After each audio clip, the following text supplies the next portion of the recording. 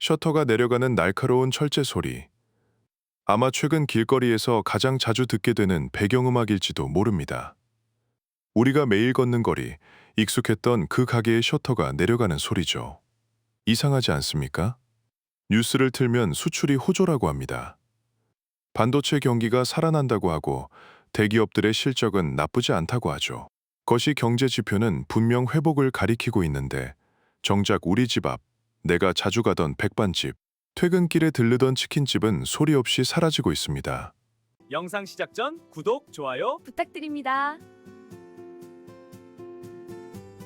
오늘 이야기 시작하겠습니다. 여기 충격적인 숫자가 하나 있습니다. 100만. 뉴스웍스의 2026년 2월 24일 보도에 따르면 지난 2024년 한 해 동안 문을 닫은 자영업자의 수가 무려 100만 명을 돌파했습니다. 단순히 장사가 안 돼서 잠깐 쉬는 게 아닙니다. 국세청의 사업자 등록을 아예 말소해버린 완전한 폐업이 100만 건이라는 뜻입니다. 이 숫자가 얼마나 거대한지 감이 안 오실 겁니다. 울산광역시의 인구가 약 110만 명입니다. 그러니까 지난 1년 사이에 울산이라는 거대 광역시 하나에 해당하는 경제 인구가 증발해버린 셈입니다. 2020년 팬데믹 때보다 더 심각한 사상 최대의 수치입니다. 더 기이한 건 그 다음입니다. 이렇게 다들 망해서 나가는 상황이라면 상식적으로는 새로 들어오는 사람이 없어야겠죠. 그런데도 여전히 누군가는 퇴직금을 털어 가게를 엽니다. 그리고 1년도 안 돼서 그 자리에 또 임대 문의가 붙습니다. 도대체 대한민국 골목상권에서는 무슨 일이 벌어지고 있는 걸까요? 왜 열심히 일하는 사람들이 가장 먼저 무너지고 있는 걸까요? 오늘 우리는 단순히 경기가 안 좋다는 뻔한 이야기를 하려는 게 아닙니다. 이 100만 폐업이라는 숫자 뒤에 숨겨진 대한민국 경제의 뿌리가 뽑혀나가는 구조적인 붕괴, 그리고 그 속에서 소리 없이 증발하고 있는 1072조 원의 돈에 대해 이야기해보려 합니다. 이 영상을 끝까지 보신다면 여러분은 단순히 자영업의 위기를 넘어서 대한민국 중산층의 생존 공식이 어떻게 바뀌고 있는지, 그리고 이 거대한 파도 속에서 내 자산을 지키기 위해 무엇을 봐야 하는지 정확하게 알게 되실 겁니다. 우리는 흔히 자영업자라고 하면 사장님이라는 호칭을 씁니다. 사장님, 뭔가 내 사업을 하고 직장인보다는 자유롭고 대박이 나면 큰 돈을 만질 수 있을 것 같은 단어죠. 하지만 2024년의 통계가 보여주는 사장님의 실체는 우리의 상상과는 완전히 다릅니다. 뉴스웍스가 인용한 국세청과 통계청의 2024년 데이터를 한번 뜯어봅시다. 여기 정말 믿기 힘든 숫자가 있습니다. 75%. 전체 자영업자 중 월 소득이 100만 원에도 미치지 못하는 비율이 전체의 약 75%에 육박한다는 사실 알고 계셨습니까? 잠시만요. 계산을 한번 해보죠. 2024년 최저시급이 9,860원이었습니다. 주 40시간을 일하면 월 환산액이 약 206만 원입니다. 그런데 자기 자본을 투자하고 리스크를 감당하고 주말도 없이 일하는 자영업자의 4분의 3이 아르바이트생의 월급 절반도 못 가져가고 있다는 겁니다. 이게 말이 됩니까? 우리는 흔히 장사가 안 되면 접으면 되지 않느냐고 쉽게 말합니다. 그런데 왜 이들은 월 100만 원도 못 벌면서 가게 문을 열고 있을까요? 여기서 첫 번째 질문을 던져야 합니다. 이들의 진짜 적은 누구인가? 보통은 임대료를 꼽습니다. 조물주 위에 건물주라는 말도 있으니까요. 물론 임대료 비쌉니다. 하지만 통계청 데이터를 뜯어보면 임대료만이 유일한 원흉은 아닙니다. 진짜 문제는 돈이 빠져나가는 구멍이 과거와는 완전히 달라졌다는 데 있습니다. 과거의 자영업은 매출 빼기 재료비 빼기 임대료는 내 돈이라는 단순한 공식이었습니다. 하지만 2024년의 공식은 처참합니다. 매출 빼기, 재료비 빼기, 임대료 빼기, 배달 플랫폼 수수료 빼기, 배달 대행비 빼기, 키오스크 렌탈비 빼기, 식자재 인상분은 마이너스입니다. 특히 플랫폼 수수료와 배달비는 자영업자에게 보이지 않는 월세가 되었습니다. 매출이 오르면 오를수록 플랫폼에 내야 하는 돈도 기하급수적으로 늘어납니다. 열심히 팔았는데 정산 내역을 보면 남는 게 없는 기이한 현상. 이것이 2024년 자영업 폐업률을 9%대로 밀어올린 수익 구조의 붕괴입니다. 그런데 더 무서운 건 따로 있습니다. 바로 부채입니다. 한국은행 자료에 따르면 2024년 기준 자영업자 대출 잔액은 1,072조 원에 달합니다. 1,000조 원이 넘는 돈이 자영업 시장에 깔려 있습니다. 이게 무슨 뜻일까요? 장사가 안 돼서 빚을 낸 게 아닙니다. 애초에 빚으로 시작했고 그 빚을 갚기 위해 또 빚을 내서 버티고 있다는 뜻입니다. 월 100만 원도 못 벌면서 폐업하지 못하는 진짜 이유가 바로 여기 있습니다. 폐업을 하는 순간 대출금 전액을 일시 상환해야 하기 때문입니다. 즉, 지금의 자영업자들은 돈을 벌기 위해 가게를 여는 게 아닙니다. 파산을 미루기 위해 오늘도 억지로 셔터를 올리고 있는 겁니다. 이것은 경제 활동이라기보다 거대한 폭탄 돌리기 게임에 가깝습니다. 그렇다면 도대체 왜 이렇게까지 상황이 악화된 걸까요? 단순히 경기가 안 좋아서일까요? 아닙니다. 우리가 놓치고 있는 거대한 소비자의 변화가 있습니다. 자, 이제 이 문제를 좀 더 피부에 와닿게 살펴보기 위해 통계청의 평균 데이터를 바탕으로 하나의 시나리오를 돌려보겠습니다. 가상의 인물은 쓰지 않겠습니다. 대신 통계가 가리키는 가장 전형적인 평균적인 자영업자의 상황을 그대로 따라가 봅니다. 통계청 경제활동 인구조사에 따르면 자영업에 가장 많이 뛰어드는 연령대는 50대입니다. 주된 직장에서 퇴직하고 국민연금을 받기 전까지 소득 공백기, 흔히 말하는 소득 크레바스의 노인분들이죠. 이분들이 가장 많이 선택하는 업종, 바로 외식업입니다. 치킨집, 카페, 편의점. 진입장벽이 낮으니까요. 평균적인 창업 비용, 대략 1억 원에서 1억 5천만 원 선입니다. 퇴직금 절반에 은행 대출을 끼고 시작합니다. 2024년의 어느 날, 통계적 평균치인 A씨가 서울의 한 골목 상권에 15평짜리 프랜차이즈 식당을 열었다고 가정해 봅시다. 오픈 첫 달, 소위 오픈빨로 매출이 좀 나옵니다. 하루 매출 50만 원, 월 매출 1,500만 원. 겉보기엔 나쁘지 않습니다. 하지만 정산의 시간이 다가옵니다. 재료비가 35%에서 40%를 차지합니다. 600만 원이 나갑니다. 임대료, 서울 골목상권 평균 200만에서 250만 원입니다. 인건비, 주방 이모님 한 분과 저녁 알바 한 명 썼더니 350만 원이 나갑니다. 여기까지는 예상했습니다. 그런데 여기서부터 2024년에 매운맛이 시작됩니다. 배달 앱 깃발 꽂고 수수료 떼고 배달 대행비 건당 4,000원씩 지원해주고 나니 월 300만 원이 플랫폼 비용으로 빠져나갑니다. 전기세, 수도세, 가스비 최근 급등했죠. 50만 원 훌쩍 넘습니다. 프랜차이즈 본사 로열티, 포스기 렌탈비, 세무 기장료, 자잘한 고정비가 100만 원입니다. 계산기를 두드려 봅니다. 매출 1,500만 원에서 비용 1,650만 원이 빠집니다. 열심히 한 달 내내 일했는데 마이너스 150만 원입니다. 내 인건비는커녕 돈을 내고 장사를 한 셈입니다. 이때 A씨는 생각합니다. 내가 더 열심히 하면 되겠지.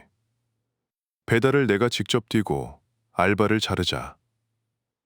이것이 바로 자가 착취의 시작입니다. 사장님이 주방에 들어가고 오토바이를 탑니다. 몸을 갈아 넣어서 인건비 350만 원을 줄입니다. 그러면 계산상 200만 원 이익이 남는 것처럼 보입니다. 하지만 여기서 진짜 문제가 터집니다. 바로 손님의 실종입니다. A씨가 아무리 열심히 해도 손님이 오지 않습니다. 왜일까요? 맛이 없어서? 불친절해서? 아닙니다. 손님들의 라이프 스타일이 송두리째 바뀌었기 때문입니다. 뉴스웍스 기사는 워라밸을 중시하는 MZ세대의 가치관 확산과 1인 가구 증가를 핵심 원인으로 지목합니다. 이게 무슨 뜻일까요? 과거의 직장인들은 퇴근 후 삼겹살에 소주 한 잔이 국룰이었습니다. 회식 문화가 자영업을 먹여 살렸죠.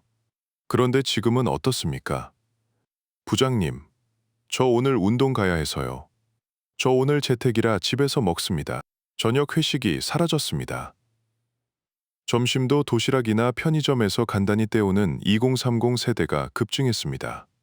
더 결정적인 건 1인 가구의 소비 패턴입니다. 통계청에 따르면 대한민국 전체 가구의 34.5%가 1인 가구입니다. 새 집 건너 한 집이 혼자 삽니다. 이들은 동네 식당에서 밥을 먹기보다 쿠팡으로 밀키트를 주문하거나 편의점에서 해자 도시락을 사 먹습니다.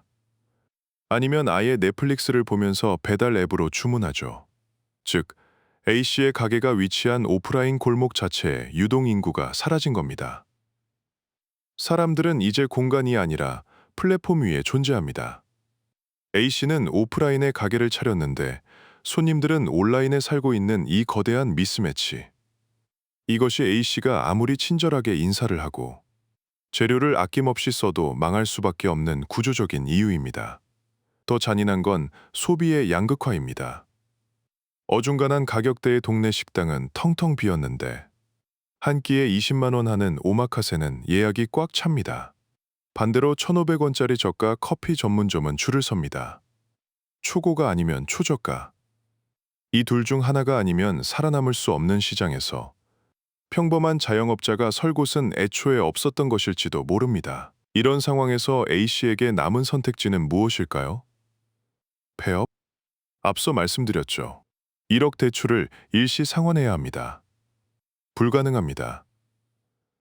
그래서 A씨는 카드 돌려막기를 시작합니다. 제2금융권, 제3금융권으로 손을 뻗습니다. 그렇게 빚은 눈덩이처럼 불어나고 결국 이자를 감당하지 못해 강제 폐업을 당하는 순간 100만 폐업의 통계에 숫자가 하나 추가되는 겁니다. 자, 여기서 우리는 한 발짝 더 들어가야 합니다. 감정적으로 안타까워하는 것을 넘어서 냉정하게 이 판을 들여다봐야 합니다. 100만 명이 망해서 나갔습니다. 자영업 시장이 붕괴되었습니다. 그런데 경제 전체가 망했나요? 아닙니다. 누군가는 이 상황에서 역대급 수익을 올리고 있습니다. 모두가 알지만 정작 깊게 생각하지 않는 질문을 던져보겠습니다. 자영업자가 잃어버린 그 매출은 다 어디로 갔을까? 돈이 증발한 게 아닙니다. 돈의 흐름이 바뀐 겁니다. 과거에는 동네 빵집, 동네 슈퍼, 동네 분식집으로 흘러가던 돈이 지금은 거대 플랫폼 기업과 대형 유통 채널로 빨려 들어가고 있습니다. 첫째, 식음료 시장의 판도가 바뀌었습니다. 자영업자가 운영하는 식당 대신 CJ, 오뚜기 같은 대기업이 만드는 가정간 편식 시장이 폭발적으로 성장했습니다.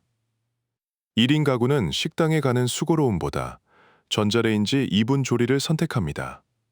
자영업자의 경쟁 상대는 옆집 식당이 아니라 대기업의 식품 공장입니다. 둘째, 유통의 권력이 이동했습니다. 과거에는 목 좋은 자리에 가게를 내면 권리금을 줬습니다. 그 권리금은 건물주나 전 세입자에게 갔죠. 지금은 그 목 좋은 자리가 어디입니까? 바로 배달 앱의 상단 노출 배너입니다. 자영업자들은 건물주에게 월세를 내는 것보다 더 많은 돈을 플랫폼 기업의 광고비와 수수료, 명목으로 내고 있습니다. 셋째, 무인화와 자동화 기기 업체들입니다. 인건비가 부담스러운 자영업자들은 키오스크를 들이고 서빙 로봇을 렌탈합니다. 결국 자영업자가 벌어들인 수익의 상당 부분이 기술기업과 렌탈업체로 흘러갑니다. 이 구조를 요약하면 이렇습니다. 자영업자는 모든 리스크, 즉 임대료, 재료비, 인건비, 폐업 위험을 혼자 짊어지고 플랫폼과 대기업은 리스크 없이 자영업자의 매출에서 확실한 수수료와 판매 수익을 챙겨갑니다. 이것은 단순한 경기 침체가 아닙니다. 자영업의 하청화입니다. 여기서 잠깐 균형 잡힌 시각을 위해 반대편의 논리, 즉 스틸맨도 살펴봐야 합니다. 혹자는 이렇게 말합니다. 한국은 자영업자가 너무 많다. 이건 비정상의 정상화 과정이다. 맞는 말입니다. OECD 통계를 보면 한국의 취업자 중 자영업자 비중은 약 20% 수준으로 미국 6%대이나 일본은 9%대에 비해 기형적으로 높습니다. 인구 대비 치킨집 수가 전 세계 맥도날드 매장 수보다 많다는 말, 농담이 아니라 팩트였습니다. 산업 구조가 고도화되면 자영업 비중이 줄어드는 건 경제학적으로 자연스러운 현상입니다. 경쟁력 없는 가게가 도태되는 건 시장 논리상 어쩔 수 없다는 주장, 설득력 있습니다. 하지만 문제는 속도입니다. 자연스러운 구조조정이라면 10년, 20년에 걸쳐 서서히 일어나야 합니다. 그래야 자영업에서 밀려난 사람들이 다른 일자리로 옮겨갈 시간을 벌 수 있습니다. 그런데 지금은 어떻습니까? 1년 만에 100만 명입니다. 이건 구조조정이 아니라 재난입니다. 이들이 갈 곳이 없습니다. 50대, 60대 퇴직자가 재취업할 양질의 일자리가 있습니까? 없습니다. 결국 이들은 빈곤층으로 추락하거나 더 열악한 일용직 노동시장으로 내몰리게 됩니다. 이것이 바로 2024년 자영업 위기가 단순한 장사 실패가 아니라 대한민국 중산층 붕괴의 신호탄인 이유입니다. 이것이 바로 2024년 자영업 위기가 단순한 장사 실패가 아니라 대한민국 중산층 붕괴의 신호탄인 이유입니다. 우리는 이 현상을 미리 겪은 나라를 알고 있습니다. 바로 이웃나라 일본입니다. 일본의 잃어버린 30년 동안 수많은 쇼텐가이, 우리말로 상점가가 문을 닫고 셔터거리가 되었습니다. 리서치를 통해 확인한 일본의 사례와 한국의 상황, 아주 비슷해 보이지만 결정적인 차이점이 있습니다. 이 차이점을 알아야 우리의 미래가 보입니다. 일본의 자영업 몰락은 주로 고령화와 인구 감소가 주원인이었습니다. 가게 주인이 늙어서 문을 닫고 손님도 늙어서 소비를 줄였죠. 아주 천천히 30년에 걸쳐 진행되었습니다. 그 빈자리를 편의점과 대형 마트가 채웠습니다. 하지만 한국은 다릅니다. 한국의 자영업 붕괴는 디지털 전환과 초고속 인구 구조 변화가 동시에 타격한 결과입니다. 일본보다 훨씬 빠른 속도로 배달 플랫폼이 시장을 장악했고, 일본보다 훨씬 빠르게 1인 가구가 늘어났으며, 일본보다 훨씬 빠르게 최저임금이 상승했습니다. 일본이 연착륙을 시도하며 서서히 가라앉았다면, 한국은 지금 안전벨트도 없이 경착륙을 하고 있는 중입니다. 속도가 빠르다는 건 그만큼 충격이 크다는 뜻입니다. 1072조 원의 자영업 부채. 이 숫자가 터지면 어떻게 될까요? 자영업자가 무너지면 그들에게 돈을 빌려준 이금융권, 저축은행이 흔들립니다. 그들에게 물건을 납품하던 식자재 업체, 인테리어 업자, 간판 가게가 연쇄적으로 도산합니다. 그리고 그들이 고용했던 아르바이트생, 청년들의 일자리가 사라집니다. 자, 이제 이야기의 끝에서 우리는 다시 처음의 질문으로 돌아가야 합니다. 왜 열심히 일해도 망하는가? 답은 명확해졌습니다. 우리가 발딛고 있는 땅, 즉 경제의 생태계 자체가 변했기 때문입니다.